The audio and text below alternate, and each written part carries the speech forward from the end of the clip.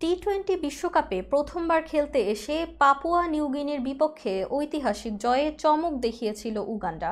Group পর্বে নিজেদের পরের ম্যাচে ওয়েস্ট ইন্ডিজের সঙ্গে অন্তত লড়াই করবে এমনটাই প্রত্যাশা করেছিলেন ক্রীড়াপ্রেমীরা। তবে লড়াইয়ের ছিটে ফোঁটাও দেখাতে পারেননি তারা।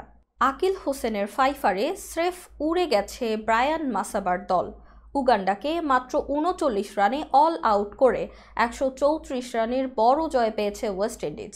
রোববার প্রভিডেন্স স্টেডিয়ামে টস জিতে আগে ব্যাটিং করতে নেমে দলীয় নৈপুণ্যে ২০ ওভারে ৫ উইকেট হারিয়ে ১৭৩ রান তুলে স্বাগতিকরা। জবাবে ৪৮ বল বাকি থাকতে মাত্র ৩৯ রানেই গুটিয়ে যায় উগান্ডা। এতে টানা ২ জয়ে ৪ পয়েন্ট নিয়ে পয়েন্ট টেবিলের দ্বিতীয় স্থানে ক্যারিবিয়ানরা। উগান্ডার হয়ে সর্বোচ্চ ২টি উইকেট নেন অধিনায়ক মাসাবা। এছাড়া আলপেশ রমজানি, কসমস ও দীনেশ নাকরানির শিকার একটি করে উইকেট।